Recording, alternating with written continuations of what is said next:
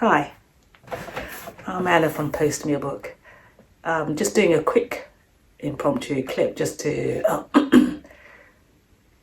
catch up, and I was just feeling the joys of spring because the sun's out. It's a little bit warmer. Been doing a little bit of gardening, and it seems like it's ages since I did any gardening, so that was really nice.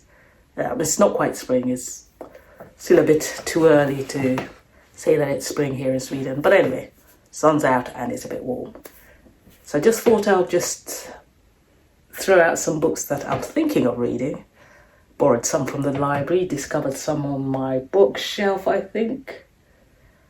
And yes, I probably won't be reading these books in any real order. I don't really have an order as yet, but I'll work on that.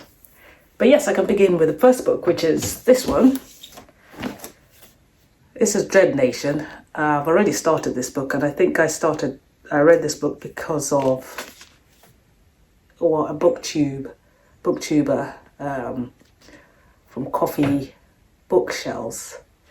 I think it was her who actually gave it such a brilliant review that I just had to actually read this book.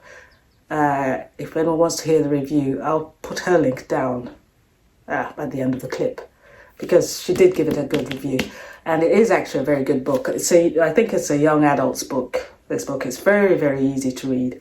It's written by Justine, and it's actually a zombie book. And the girl who is called, what is her name? Jane.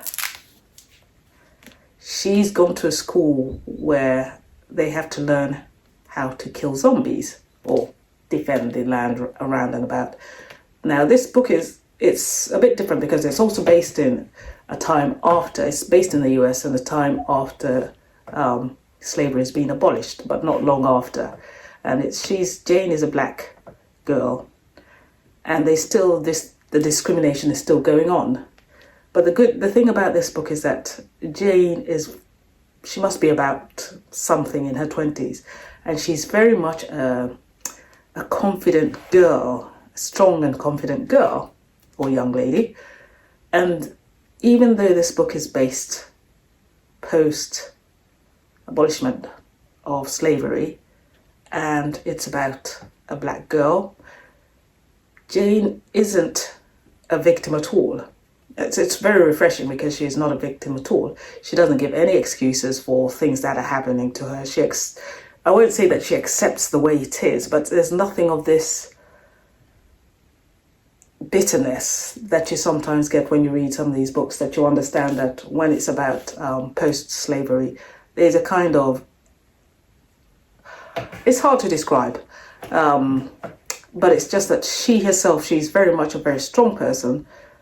She doesn't make any excuses. She gets on with her life despite all the odds. It's not something that she reflects on too much. I mean, she stands up for herself. She stands up for her friends. She stands up for her classmates. And she's just getting on with life.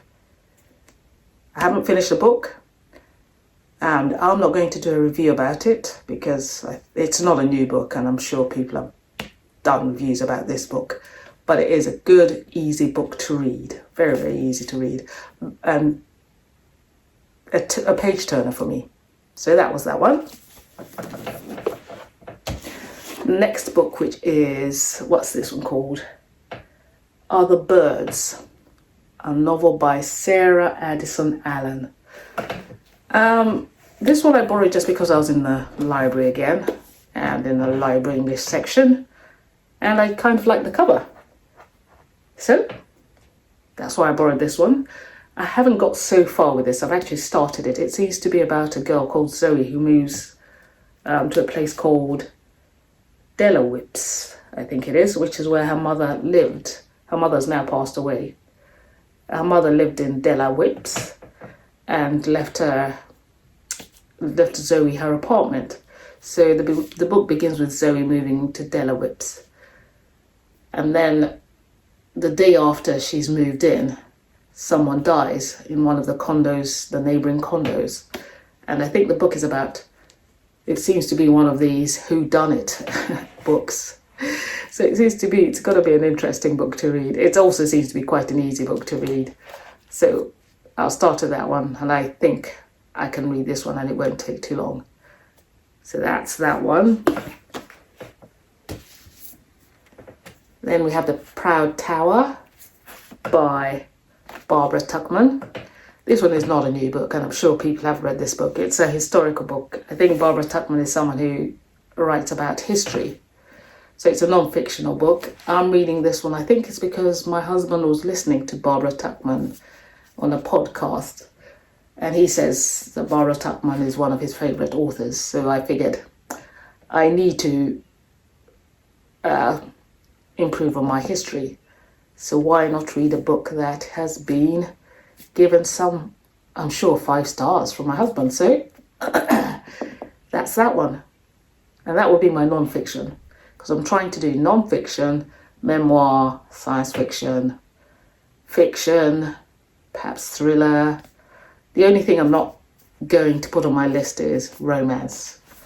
It will probably end up being in there, but it's not on my list. Then we have The Goddess of Mtwara and Other Stories, the Kane Prize for African Writing. This one, I think I said I was going to read. I have started reading this. I just haven't finished it.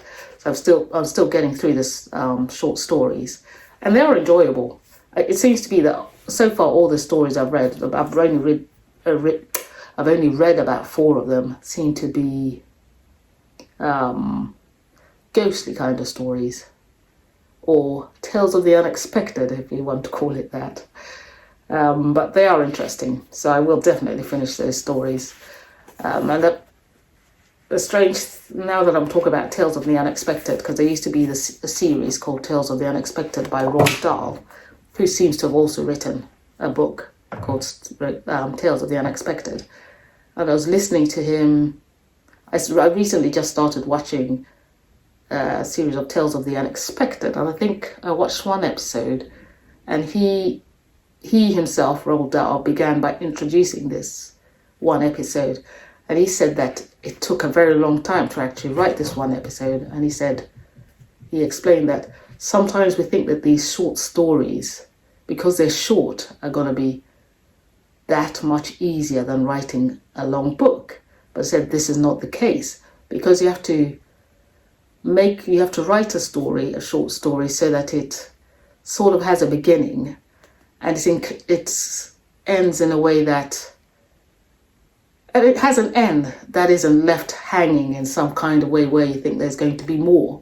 So even though it's left hanging, you're not expecting anything more, because that is the end of the story. It's just a short story. So you have to encapsulate everything in such a short, in just several pages. I think that was what he meant to say. But anyway, so that's the other book. Still reading. Then I have, this one is called The House Gun, and it's by Nadine Godimer. This one I plan to read just because I was looking for a book. I started reading, or I read and I finished this book. This was one of my first clips, and this one was called 48 Guns for the General by Eddie Rue. And in this book by 48 Guns for the General, this is an African writers series book, and it has a long list all the way there, and at the back a long list of books and plays and short stories. And I was figuring that all these ones are books written by African authors, and I was looking down the list and I realized that a lot of them seem to be just male authors. So I was specifically looking for female authors. That's when I found Bessie Head's book, which I read, or one of her books. And then I also found, as I was looking on it, Nadine Godimer. And I was thinking, somewhere in our bookshelf I've seen a book by Nadine Godimer. Not that I bought it, but somewhere there I just knew I'd seen a book by her. And lo and behold, there it is. So that is why I'm reading it, because I decided I'm going to try my best to read most of these books. I won't say all. I shouldn't even say most of. Let me just say some of the books on this list, because it will be quite an achievement. But which is strange to say, on this list there's also Doris Lessing. And I'm sure Doris Lessing is not an African writer. I actually have no idea, but I'm sure she's not. I'll have to check it out. But anyway, yes, The House Gun is on my list. And then I come to Maya Angelou, and I Know Why the Caged Bird Sings. This one I think I had planned on reading a long time ago, but never have.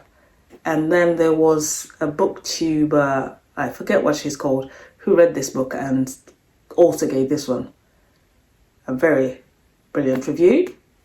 So I borrowed this book and thought, yep, I'm going to read that one because I've been meaning to read it. Not quite. No, I won't say I won't know what it's about, because this book reviewer, she did say what the book was about. But for the time being, I don't know that much about it.